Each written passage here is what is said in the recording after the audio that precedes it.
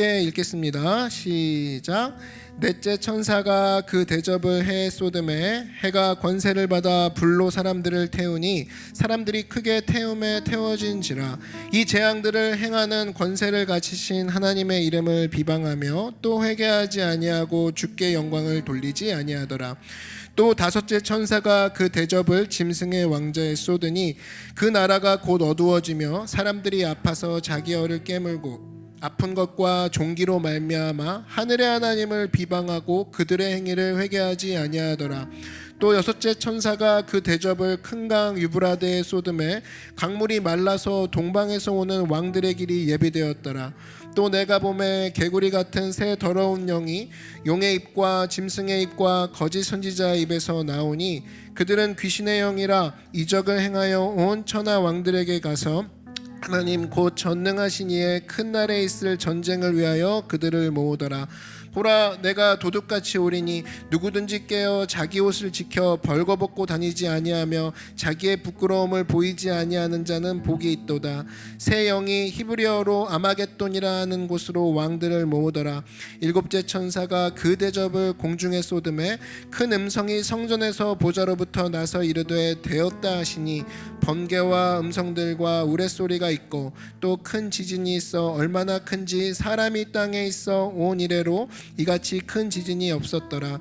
큰 성이 세 갈래로 갈라지고 만국의 성들도 무너지니 큰 성 바벨론이 하나님 앞에 기억하신 바 되어 그의 맹렬한 진노의 포도주 잔을 받음에 각 섬도 없어지고 산악도 간데 없더라.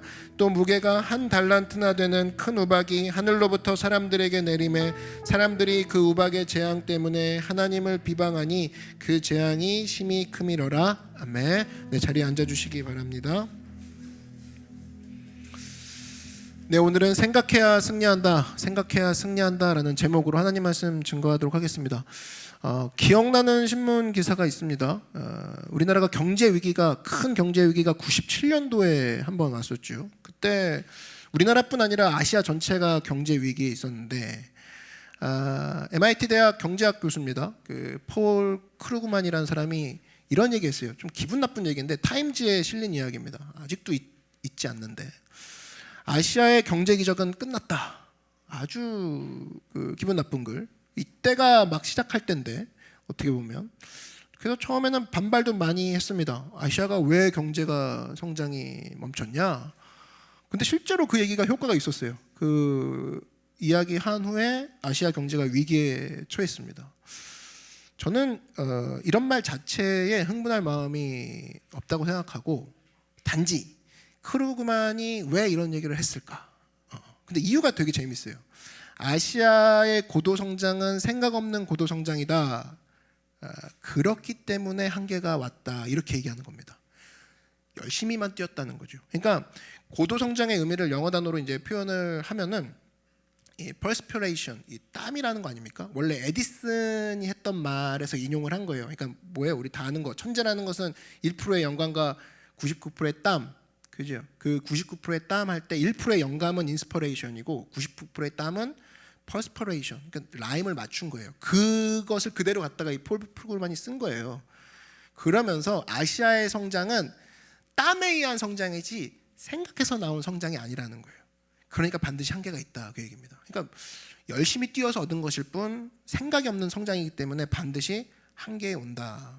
저는 이 말이 맞든지 틀린든 간에 참 의미가 있다고 생각합니다. 생각 없이 뛰어다니는 거, 열심히 하는 거, 거기에는 당장엔 유익이 있을 줄 몰라도 반드시 한계는 온다라는 거예요. 한계가 있다라는 거예요. 그러니까 생각 없으면 곧 영감 없음이고 영감 없으면 곧 한계가 있음이라는 겁니다. 반드시 무너지게 되는 순간이 온다라는 거예요. 우리 예수 믿는 사람들이 가져야 될 특징이 뭐냐? 하나입니다.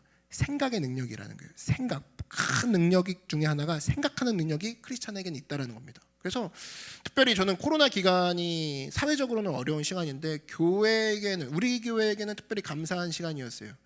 참 생각 많이 했습니다. 특별히 우리 교회에 주신 영감이 많아요. 코로나 왔대, 확진자 늘었대, 어떡하지? 온라인 예배 해야 되나? 빨리빨리 이렇게 움직이지 않았다는 겁니다. 하면서 감사하게도 어떻게 하면 예배를 드리게 할 수 있을까? 이 다음은 뭘까? 온라인 예배는 제대로 드리게 할 수 있는 방법은 뭐지? 그럼 제대로 드리고 있는 걸까? 그럼 필요한 피규어한 게 뭘까? 그러면서 여러분이 보셨던 BTS BST나 뭐예요? 온라인 기도회나 키즈워십이나 이런 것들이 나올 수 있었다는 겁니다. 어떻게 하면 더 다가갈 수 있을까? 그러면서 다음 세대까지 생각하게 되더라고요. 그러니까 참 다행입니다. 교회가 허겁지겁 열심히 해보자, 막아보자, 뭐 확진자 늘었대 닫아보자, 열어보자 여기에 휘말린 게 아니라 생각했더라는 겁니다. 교역자와 리더들이 생각을 했어요. 어떻게 하면 예배를 드릴 수 있을까? 이 사태가 얘기하는 건 뭘까? 그래서 이걸 통해서 사실은 우리 교회가 얻은 게 훨씬 더 많다라고 생각합니다. 지금도 보면 우리 젊은이들을 흥분되게 만들고 감정에 뛰게 만드는 거, 그렇게 만들면 절대 안 되고, 모든 국민으로 하여금 강력하게 뛰게 만들게 하려면 생각하게 만들어야 된다는 거예요. 성도도 생각하게 만든다는 겁니다. 그래서 그럴 때 정말로 강한 성도가 될 수 있다라는 것을 우리가 잊지 말아야 된다는 거예요. 특별히 구약을 보면은 구약에 많은 선지자들이 있는데, 선지자들을 해석한다 그러면 그들은 뭐냐면 생각하게 만드는 사람들이었어요. 백성들이요, 왜 우리가 이런 어려움에 겪었는지 생각해보라. 하나님이 무엇을 원하는지 생각해보라. 본인도 생각했지만 생각을 사람들에게 생각하게끔 만들어서 그들이 강력하게 그 순간을 극복하게 만들었어요. 생각이 강력한 능력이라는 걸 보여주는 거죠. 그래서 복음은 그의 백성으로 하여금 항상 묵상하게 만듭니다. 그 묵상하게 만들고 생각하게 만드는 게 능력이기 때문에 그래요. 여러분 저를 따라 한번 말씀해 주십시오. 복음은 생각하게 만든다. 네, 복음은 생각하게 만들어요. 이 영어 단어로 묵상이 뭡니까? 생각하다. 메디테이션이죠. 메디테이션. 그 메디테이션이 사실은 라틴어의 메디켈루스라는 단어에서 나왔어요. 메디켈루스에서 파생한 단어가 있습니다. 그게 바로 메디신이에요. 약품이라는 거죠. 이게 뭐냐면 묵상이라는 게 뭐냐? 내가 묵상할 것들이 여러 가지 있다고 해서, 한마디로 나한테 좋은 약들이 쭉 나열되고 있다고 해서 내 몸이 나아지는 게 아니라는 거예요. 묵상은 뭐냐? 약이라는 것과 같아서 먹는 과정, 씹어 먹는 과정이 있어야지만 내 것이 되는 거예요. 약을 쳐다봐만 보고 있으면 내 게 아니잖아요. 마찬가지예요. 성경 말씀 묵상해도 나는 이사야, 뭐 예레미야, 에스겔이 있어. 그러면 이거를 먹는 과정이 돼서 내게 돼야 된다는 겁니다. 그 과정이 묵상이라는 거예요. 그래서 나는 기독교를 알아, 예수님을 알아, 교회를 알아, 그거 갖고 되는 게 아니라 예수님을 씹어먹고 기독교를 알려면 십자가를 씹어먹고 곱씹는 과정, 내 걸 만드는 과정이 있느냐 없느냐, 그 과정이 우리를 강력하게 만든다라는 겁니다. 그래서 약 자체가 우리를 치유하게 만드는 게 아닌 것처럼 약을 씹어먹고 녹여먹는 과정, 그게 바로 묵상이라는 거예요. 그걸 하는 사람이 강력한 사람이라는 겁니다. 4세기에 기독교 10대 박해자 같은 잔인하게 그 10대 인물이 있어요. 잔인하게 기독교를 박해한 10대 인물 중에 로마 황제 중에 율리아누스라는 사람이 있습니다. 이 사람이 얼마나 잔인하게 그 사람들을, 특별히 기독교인들을 박해했는지. 그렇게 박해를 하는데도 근데 신기한 건 박해할수록 부흥하더라는 거예요. 너무 신기하더라는 거예요. 그래서 부하들을 불러놓고 하루는 왜 이런 일이 벌어지냐, 야 박해하면 박해할수록 왜 얘네들은 부흥할까? 그랬더니 부하들이 이런 얘기를 합니다. 마치 영적 연력학 법칙 같이 얘기하는 건데, 연력학 법칙 아시죠? 뜨거우면 뜨거워질수록 물체가 팽창하는 거예요. 그러니까 줄어드는 게 아니라. 그러면서 이런 얘기를 합니다. 부하 가운데 한 사람이 왜 기독교는 박멸되지 않은 줄 아십니까? 그들은 고난 받을수록 생각하기 때문입니다. 그런 얘기를 하는 거예요. 고난을 줬어요. 박해를 했다고. 그때 어이구 아프네 도망가, 이게 아니라 이 고난의 의미가 뭘까? 쉽게 말해서 우리가 이 고난을 주신 이유는 모든 것이 합력하여 선을 이루신 하나님의 은총이다, 인도다, 이렇게 해석하고 넘어가더라는 거예요. 그러니까 이게 도망가지도 않고 그렇다고 피하지도 않고, 하나님께서 우리를 깨끗게 하기 위해서 고난을 허락하셨구나, 이런 식으로 생각을 해버리니까 박멸이 되지 않는다는 겁니다. 그리고 중간중간에 오는 잠깐의 평탄함으로 유혹을 해도 오히려 평탄함을 하나님께서 우리가 기도했더니 들어주셨어, 축복을 내려주셨어, 길을 열어주셨어, 이런 식으로 해석을 해버리니까 이 사람들이 오히려 당해낼 길이 없다라는 거예요. 생각하니까. 고난은 고난 주는 대로 생각하고 평탄은 평탄대로 생각하고. 그래서 기록에 보면 심지어 이런 얘기가 나옵니다. 기독교인들은 노예까지도 생각하더라. 노예가 뭐예요? 시키면 무조건 하는 게 노예 아닙니까? 생각 없는 게 노예잖아요. 근데 크리스찬 노예들은 생각까지 하더라는 거예요. 그러니까 당할 길이 없더라는 겁니다. 기독교 능력 어디서 찾아야겠습니까? 이방 종교 사람들이 기독교의 능력을 어디서 찾았어요? 저 사람들은 생각하는 사람들이다. 생각에서 찾았다고. 그러니까 기독교인들은 생각하는 거, 생각이 무섭다라는 거예요. 생각을 통해서 모든 세상의 것들을 변화시키는 사람들이 크리스찬들이었다는 거예요. 그래서 여러분, 세상에는 세 가지 종류의 사람이 있는데 인류, 2류, 3류가 있어요. 인류는 뭐냐면 여러분 마찬가지입니다. 어느 분야든지 인류가 되기 위해서는 여러분이 있는 분야에서 인류가 되고 싶습니까? 그러면 생각하는 사람이 돼야 돼요. 그 인류고, 2류는 뭐냐면 성실한 사람, 그저 성실한 사람. 그리고 3류는 뭐냐면 정말 삽질하는 사람, 열심히 하는데 생각 없이 그냥 노동만 하는 사람. 그죠? 이런 사람들을 했을 때 우리가 어떤 사람이 돼야 되냐? 생각하는 사람. 기독교는 뭐냐? 생각하는 종교라는 거예요. 크리스천은 생각하는 종교입니다. 하나님께서 우리를 묵상하게 만드셨어요. 그래서 특별히 코로나 기간 동안에 야 큰일 났대, 확진자 일어났대, 마스크 써, 손세정제 써, 어떻게 행동으로만 했다 그러면 우리는 다음 코로나 때도 비슷하게 대처하고 절대로 얻을 유익이 별로 없을 거라고. 근데 같은 코로나 기간을 겪더라도 나는 이 시간을 통해 영적인 코로나로 나한테 적용해 볼까? 와, 내 신앙생활이 이 정도였구나. 하나님, 내가 영적 마스크가 늘 챙겼던 것처럼 나도 내 삶 가운데 늘 영적 세정제가 있게 하여 주시옵소서. 이런 식으로 적용했던 사람들은 이 기간이 거대한 큐티 시간이었을 거라고. 근데 이거 없이 큰일 났대, 요번 2020년도 그냥 끝났네, 아무것도 못하네, 이런 식으로 나에게 닥쳐온 1차원적인 시각으로만 이걸 견뎌냈다, 아무 유익이 없어요. 코로나 19, 20, 21이 와도 똑같을 거라고. 그러나 생각한 사람은 달라요. 이 시간이 거대한 하나님의 학위 수련회였다고. 마치 선교와 같았을 거라고. 하나님, 내가 이 정도군요. 예배 한 번 안 드리는 게 이렇게 무너지는군요. 그래서 주님 예배 드리는 것조차도 주님 없이는 할 수가 없군요. 이런 성찰이 있고 이런 인스피레이션이 있다 그러면 그 사람은 더할 나위 없는 큐티를 한 거죠. 더할 나위 없는 예배를 드린 거죠. 그래서 이런 모습이 어디서 나온 거냐?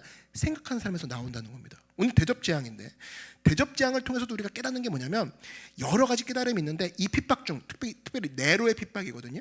네로의 핍박 중에 초대교인들이 생각을 한 거예요. 이 핍박을 받으면서 무슨 생각을 했냐? 회개하지 않으면 망한다, 이 한 줄을 생각한 거예요. 지금 네로의 핍박이 있는데 이 핍박을 피해서 달아나야지, 핍박받으면 망해가 아니라 네로보다 우리를 더 망하게 하는 것은 회개 안 했을 때 우리를 망하게 하는 거, 회개 안 함이 우리를 진짜 망하게 하는 거구나, 이거를 묵상했다는 겁니다. 그래서 오늘 이 8절부터 11절까지 보면은 넷째 대접이 뭐냐? 해가 권세를 받아 뜨거워졌다. 이거 우리가 해석을 하면은 태양의 흑점이 커진다, 아니면 오존층이 파괴된다, 그래가지고 태양이 우리에게 오히려 재앙이 된다, 그 얘기인데, 여러분 잘 봐요. 우리가 여러 가지 해석을 할 수가 있는데 원래 태양은 어때요? 좋은 거죠?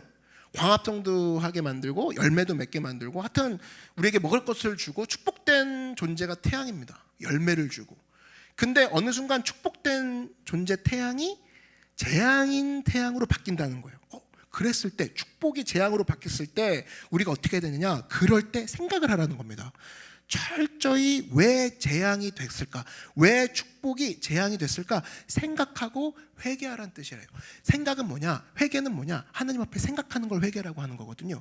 왜 축복이 재앙으로 변했을까? 왜 태양이 좋은 거였는데, 유익한 거였는데 왜 재앙으로 변했을까? 하나님은 어떤 의미를 나에게 발견하길 원하시는 걸까? 생각하라는 겁니다. 회개는 딴 게 아니에요. 하나님 앞에 생각하는 겁니다.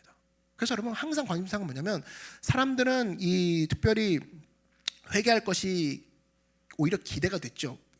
성경이 보기에는 태양이 축복이었다가 좀 있으면 재앙이 딱 됐는데 사람들은 회개하겠거니 생각했단 말이에요. 근데 회개를 사람들이 하던가요? 오늘 본문에서 가장 많이 나오는 단어가 비방이라는 겁니다. 사람들이 비방하더라는 거예요. 오늘 21절 한번 보시면, 또 무게가 한 달란트나 되는 큰 우박이 하늘로부터 사람들에게 내림에 재앙으로 바뀐 거예요. 근데 한 달란트 그러면 보통 최소 17kg에서 많게는 30kg이거든요. 근데 17kg짜리 우박이 떨어지면 사람이 맞으면 죽죠. 근데 사람들은 거기서 회개하는 모습으로 나아가지 않고 뭐라 그래요? 이어서 보니까 하나님을, 그 우박의 재앙 때문에 하나님을 비방하니 그 재앙이 심히 크미러라. 그러니까 하나님의 택한 백성과 그렇지 않은 백성들의 차이점은 뭐냐? 고난과 환난이 왔을 때 그걸 통해서 알고 이 뜻이 뭘까? 회개하는 사람이 있는 반면, 하나님 뭐야 진짜, 비방하는 모습으로 가는 사람이 있다라는 거예요. 그게 사람의 모습이라는 겁니다. 그래서 오히려 고난과 환난이, 어려움이 왔을 때 회개하느냐 강팍해지느냐, 이게 하나님의 사람과 아닌 사람의 차이점이라는 거예요. 그래서 여러분 특별히 우리가 성령의 사람이라고 하지 않습니까? 성령의 마음을 가진 사람들, 성령의 생각을 가진 사람이라고 했을 때 우리 삶에 있는 고난과 어려움이 있어요. 지난주에 어려웠던 사람들 있죠. 지난주에 나를 어렵게 했던 순간들이 있어요. 근데 그걸 통해서 저놈이 문제야, 저 사건이 문제가 아니라 내가 뭐가 변화가 돼야 되지로 넘어가는 사람, 이 사람이 진짜 성령의 사람이라는 거예요. 왜 하나님 저 사람을 만나게 해주셔서, 왜 하나님 이 사건을 터뜨리게 하셔서 저를 곤란하게 만드시나요로 비방하는 게 가는 게 아니라, 하나님 내가 어떻게 나가길 원하십니까? 내가 뭘 변화하길 원하십니까? 그 모습으로 가는 거, 그게 하나님의 택함 받은 백성들의 모습이라는 겁니다. 반면에 택함 받지 못한 사람들의 특징이 뭐냐?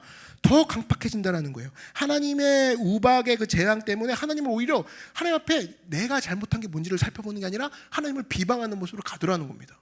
이 모습이 택함 받지 못한 백성의 특징이라는 겁니다. 여러분 보십시오. 우리가 눈만 이렇게 와도 지붕이 무너지는 거잖아요. 근데 17kg짜리 우박이 떨어졌는데 이건 뭐 완벽한 재앙이죠.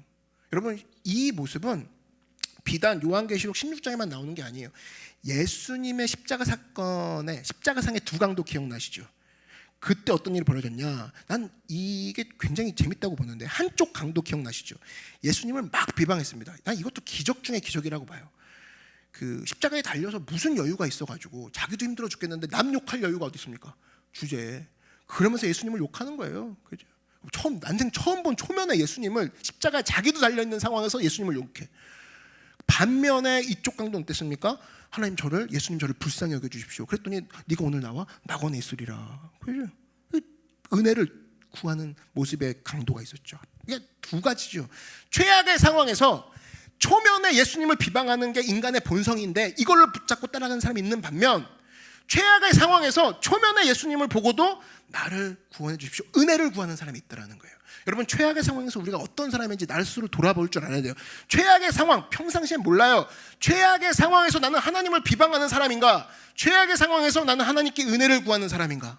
그게 십자가상에서의 강도, 이게 분명히 볼 수 있는 이야기죠. 우리도 마찬가지입니다. 십자가에 달린 거와 같은 최악의 상황에 우리가 설사 놓인다 할지라도 나는 하나님을 비방하지 않고 나는 깊은 마음속으로 하나님의 은혜를 구하기 원합니다. 이 사람이 정말 강력한 사람이라는 거예요.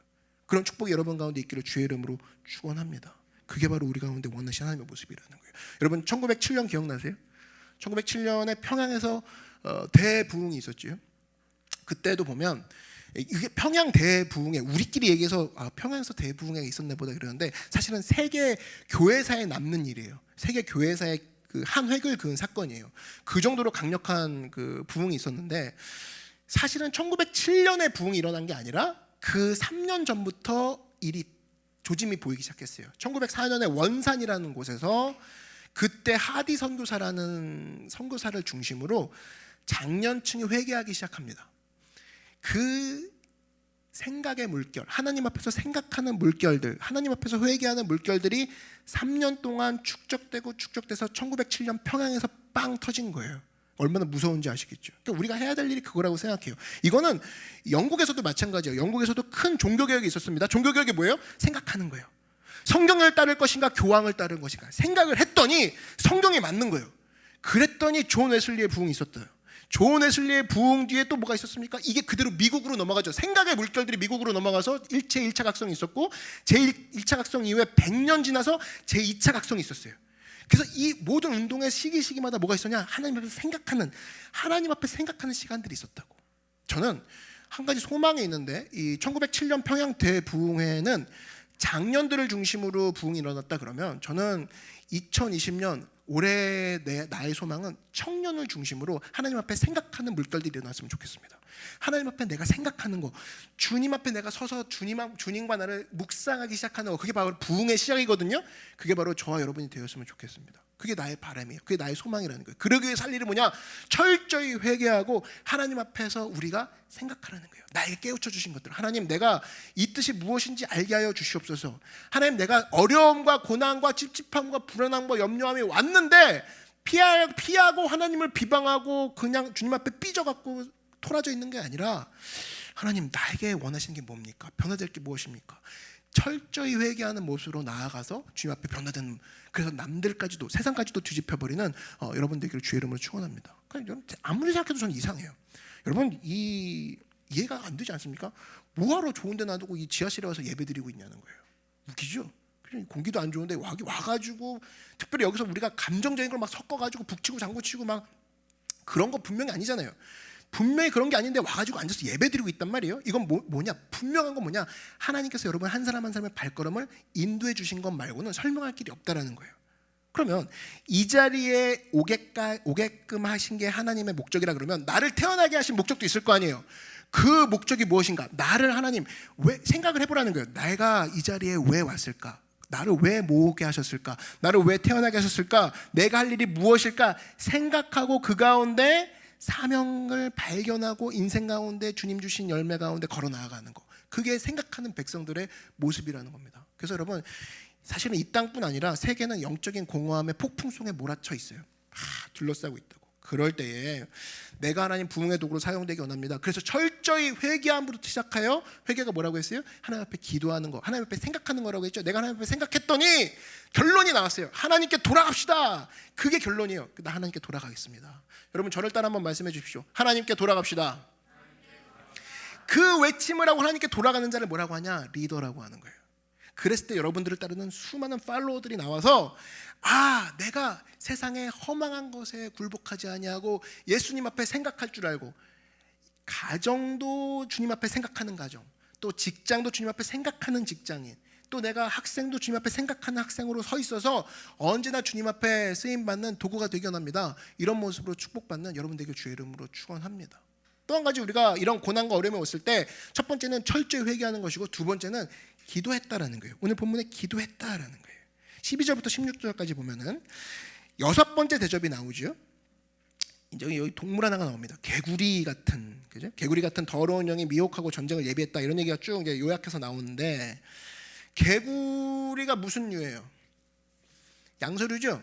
그래서 양서류의 특징은 뭡니까? 물에도 살고 육지에도 살아요. 이중성이에요. 양다리죠, 양다리. 그러니까 개구리란 뜻은 뭐냐면은 이중성이에요. 거짓 종교의 특징이 뭔지 아십니까? 항상 이중성이에요. 회색적인 믿음, 반쯤만 헌신하는 거. 그래서 이런 재앙이 올 때마다 우리가 깨달을 게 뭐냐면, 하나님, 이런 재앙이 올 때 내가 흐리멍텅하게 회색지대로 내가 피할 게 아니라 더 뜨거운 믿음으로 재앙과 어려움 가운데 나가게 하여 주십시오. 이런 믿음의 강구가 있어야 되는 줄 믿습니다. 그게 필요하다는 거예요. 사람들이 보면 고난이 당해요. 그러면 회색지대로 피합니다. 이도 아니고 저도 아닌 것으로 피하라는 거예요. 절대 그렇지 않다는 겁니다. 뜨겁게 나가는 게 모습이 필요하다는 거예요. 여러분, 영적 세계는요, 숫자가 중요한 게 아닙니다. 어떤 사람이 그 자리에 서 있는가, 이게 진짜 중요해요. 어떤 종류의 사람이 거기 서 있는가가 중요한 거지 숫자가 중요하지 않죠. 다윗과 골리앗이 싸운 거 한번 보십시오. 숫자가 중요했습니까? 다윗이라는 하나님을 완전히 사랑하는 사람이 한 명 서 있으니까 골리앗 부대가 서 있어도 무서워하지 않죠. 영적 세계는 그런 거라는 거예요. 숫자 무서워하지 않는다는 겁니다. 숫자가 중요한 게 아니에요. 그래서 여러분, 이런 얘기 들어보셨죠? 기도하는 한 사람이 기도 없는 한 민족보다 강하다. 숫자 중요하지 않다라는 거예요. 동시에 그렇다면 마귀도 숫자를 중요시 여기지 않아요. 어중이 떠중이들이 모여있는 그 숫자에 마귀는 꿈쩍도 안 한답니다. 그게 뭐냐? 악한 마귀는 기도하지 않는 사람은 무조건 무시한다라는 거예요. 기도하지 않는 사람들 수백 명이 모여 있어도 자기들의 지혜로 모여서 있는 사람들, 악한 마귀, 역시 영적 전쟁의 한 부류이기 때문에 절대로 두려워하지 않아요. 그래서 여러분, 이 땅 살면서 우리가 제일 기분 나쁜 게 뭐죠? 내가 무시당할 때 기분 나쁘죠. 그죠? 근데 악한 마귀가 여러분을 무시해요. 되게 기분 나쁘지 않습니까? 자기가 뭐라고 무시를 해요. 근데 제일 기분 나쁜 게 뭐냐면, 기도 안 하는 사람을 마귀는 무시한다는 거예요. 기도 없는 계획, 기도 없는 행동, 마귀는 신경도 안 써요. 그래서 여러분, 우리가 하나님 앞에서 날카로운 연장과 같이 늘 준비되어 있어야 되는 모습이 뭐냐면, 하나님 앞에 기도하고 깨어있는 모습이 필요하다는 겁니다. 그럴 때 마귀가 신경을 쓴다는 거예요. 마귀가 무서워한다는 겁니다. 절대로 둘이 모인다, 셋이 모인다고 해서 마귀가 떤다, 그러지 않는다는 거예요. 영적인 부분이기 때문에 악한 마귀는 기도 없는 백성들 따위는 절대로 무서워하지 않는다는 거예요. 그래서 우리가 기도해야 된다는 거예요. 기도를 통해서 물리칠 수 있다는 겁니다. 하나님께서 우리에게 능력의 통로로 기도라는 것을 도구를 주셨어요. 그죠? 여러분, 그거 믿으십니까? 기도가 능력인 걸 믿으세요? 기도만이 우리가 살 길이에요. 아까 우리 막 찬양했죠? 예수님 앞에 주님만이 우리의 살 길이다. 기도가 우리 가운데 능력이라는 거예요. 근데 교회에 왔어요. 근데 목사인 저희가 여러분에게 기도를 가르치지 않고 다른 걸 가르치고, 기도를 가르치지 않고 안 가르친다, 그럼 이건 범죄겠죠? 이건 범죄라는 거예요. 예를 들어 여러분들이 온갖 무기를 갖고 왔어요. 어떤 사람은 뭐 수류탄을 갖고 오고 미사일을 갖고 오고, 어떤 사람은 기관총을 갖고 왔어요. 근데 전쟁이 일어났는데 제가 사용법을 안 가르쳐주고 전쟁 나갑시다, 나가면 이깁니다 하고 그냥 나가자고 했어요. 근데 거기서 제가 만약에 막 죽창 들고 나갑시다, 물총 들고 나갑시다, 이런 식으로 해서 만약에 졌다, 그럼 누가 책임져야 돼? 제가 책임지는 거죠. 범죄자예요, 그러면. 그죠? 그래서 여러분, 우리가 분명한 건 기관총도 있고 수류탄도 있고 미사일도 있는데 왜 죽창 들고 나가요? 왜 물총 들고 나갑니까? 그래서 가가지고 물총 쏘면서 차갑지 이러고 있다는 것 자체가 너무 웃긴 거죠. 그걸 안 가르쳐준 리더가 잘못인 거죠. 그래서 여러분, 우리가 제대로 한다 그러면 하나님께서 우리에게 주신 최고의 무기는 기도 아닙니까? 그럼 기도는 마귀를 결박시킬 수 있습니다. 기도가 하늘의 문을 엽니다. 기도가 땅의 사슬을 묶어버리고 끊어냅니다. 이런 것들을 가르쳐주고 이런 것들을 통해서 이기게 만드는 거, 그게 교회의 역할이라는 거예요. 그래서 여러분, 기도를 무시한다는 게 사실은 말이 안 된다는 겁니다. 범죄라는 거예요.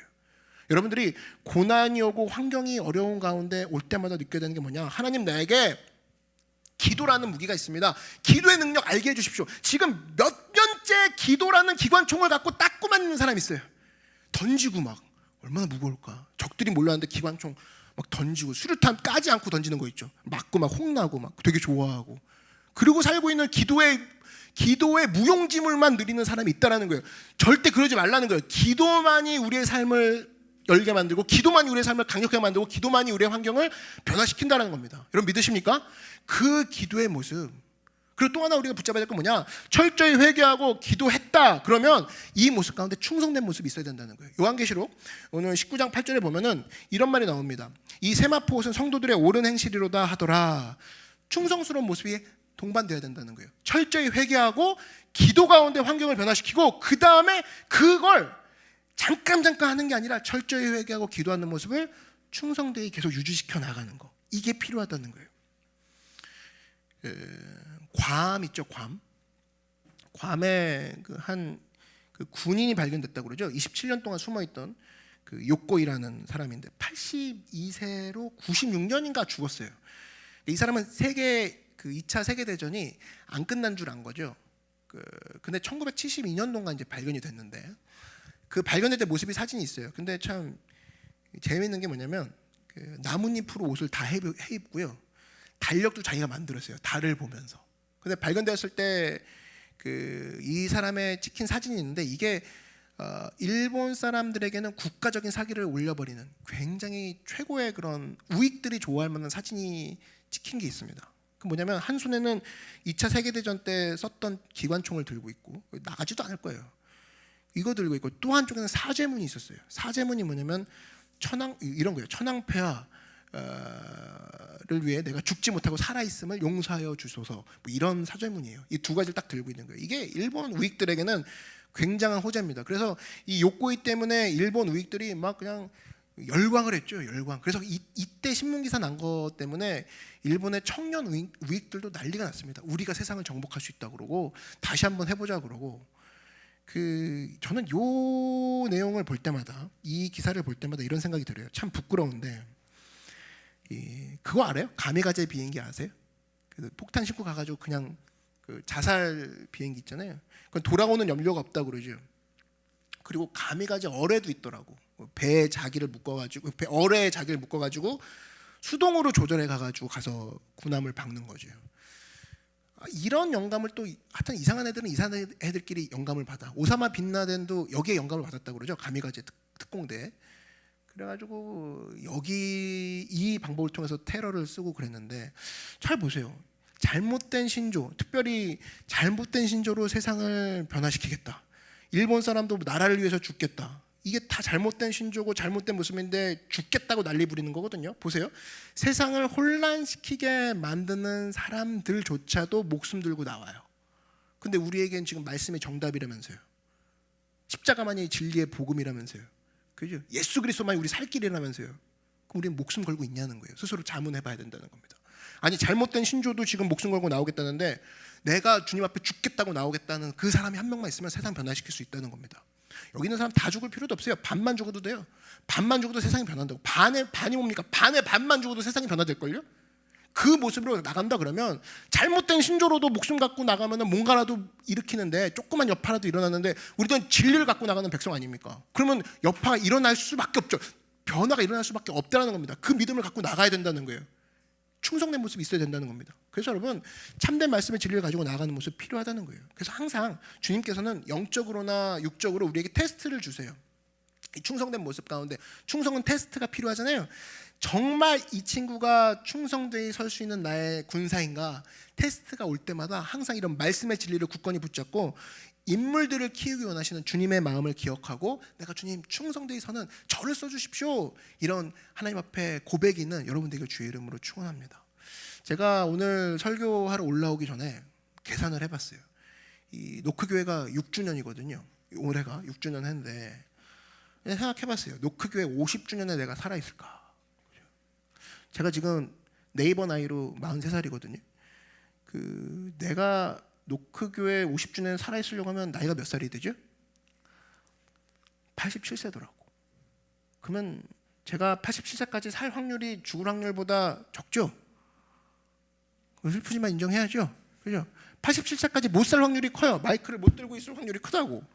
그게 언제예요? 2064년이에요. 그죠? 2064년 정도면 저는 죽을 겁니다. 저만 죽나요? 제가 혼자 죽을 것 같아요? 다 같이 늙는 주제, 그죠? 우리도 많이 죽을 거라고. 아마 여기서 반은 없을 거. 반은 내가 장례 예배 드려주고 아마 반 더 없을 수도 있죠. 그죠? 무슨 얘기예요? 50년 내로 다 죽는다 그 소리야. 슬퍼요? 첫 예배 때 무슨 죽는 얘기니? 오케이, 60년으로 늘립시다. 그래도 다 죽어요. 그지? 한 번 죽는다고. 그러면 어떻게 죽어야 될지 생각해야 될 거 아니에요. 한 번 차를 골라도 어떻게 멋있게 탈까 고르는 판에 한 번 음식을 먹어도 어떤 칼로리로 어떻게 제대로 먹을까 고민하잖아요. 한 번을 고민. 편의점 가서 그렇게 고민하잖아. 근데 한 번 죽는 건 왜 고민 안 해요? 멋있게 죽어야죠. 그때 내가 충성된 모습으로 죽기 원합니다. 그죠? 그래서 여러분 항상 어려움이 올 때마다 하나님 나 이거 고난 리미트 무한대로 보냈을 때 죽음을 경험하게 될 텐데 오케이 한 번 죽는 건 멋지긴 죽음이 되기 원합니다. 사람을 살리는 죽음 되기 원합니다. 그런 요청이 있는 여러분들에게 바랍니다. 한 번을 해도 되게 좋은 거 원하지 않아요? 한 번을 안더라도 되게 좋은 자리 원하는 것처럼 내가 한 번을 죽는 거에 한 번 죽음에 대해서 생각하는 걸 사람들이 되게 무섭다고 생각해요. 아니에요. 제일 중요한 건데 왜? 한 번 태어나는 아기, 그 아기 한 번 그 죽음을 맞이하는 장례까지도 잘해주잖아요. 그러면 내가 그 죽음의 그 철학적 의미, 죽음의 신학적 의미를 부여하면서 살고 있는 거 얼마나 좋은 거예요. 얼마나 귀한 거 아닙니까? 왜 그걸 놓치고 잊으면서 살아요? 잊으면서 사는 것을 충성되지 않은 백성들의 특징이라는 겁니다. 그래서 여러분 충성된 사람의 특징이 뭐냐? 한 번 죽을 인생, 주님을 위해서 그 죽음이 사람 살리는 죽음에 내가 쓰이기 원합니다. 하나님께 영광스러운 죽음 되기 원합니다. 이 모습에 간구가 있는 여러분 되길 주의 이름으로 축원합니다. 그게 우리 말세지말에 하나님께서 원하시는 모습이라는 거예요. 그래서 여러분 오늘 말씀을 정리합니다. 하나님께서 기회 주실 때마다 묵상하십시오. 기회 주실 때마다 똑같은 사건이 벌어졌는데 어떤 사람은 하나님을 비방한다니까요. 아 또야 코로나 또야. 이건 비방인데 똑같은 사건이 왔을 때 하나님을 생각하는 사람이 있어요. 회개는 다른 게 아니에요. 하나님 앞에 생각하는 거예요. 저는 틀렸습니다. 하나님이 맞습니다. 이게 회개거든요. 그래서 하나님 내가 어려운 시기가 있을 때마다 철저히 묵상하는 습관의 사람이 되게 해주십시오. 근데 그 묵상 자체가 기도로 이어지잖아요. 하나님 기도 아닌 것으로 내가 바꾸려는 시도를 하지 않게 하여 주십시오. 기도하고 또 이 모습들이 간간이가 아니라 하나님 늘 작은 일에서부터 주님 앞에 충성된 모습으로 서 있기 원합니다. 이 모습 가운데 열매 맺는 저와 여러분 되기를 주의 이름으로 축원합니다. 이 시간 한번 다 같이 한번 그 자리에서 일어나서 기도하는 시간 갖도록 하겠습니다. 기도하실 때 하나님 내가 세상을 변화시키는 영적 폭탄들이 되기 원합니다. 우리를 지켜주시고 하나님 생각 좀 하게 해주십시오. 깊은 생각 또 깊은 생각을 가지고 일하게 하시고 깊은 생각 갖고 공부하게 하시고 신앙생활도 깊은 생각 가지고 신앙생활하게 해주십시오. 오늘 예배 드리는 이 시간에도 깊은 생각 가지고 예배 드리게 하여 주시고 하나님 언제나 회개할 수 있는 자리로 우리를 인도해 주시고 언제나 기도로 무장해 주시고 우리가 주님 앞에 나아갈 때 충성되이 작은 일에도 충성되이 있는 자리에서 충성의 모습으로 서 있는 그래서 나를 변화시키고 동시에 세상을 변화시키는 주역으로 우리를 사용하여 달라고 주님의 이름 한 번 부르고 다 같이 간구하며 나아가겠습니다. 주여 사랑의 주님 감사합니다. 하나님 인도하시고 역사하여 주시옵소서. 오 사랑의 주님 역사하여 주시옵소서. 이 시간 우리 가운데 하나님 철저히 주님 앞에 생각하게 하시고 회개하게 하시고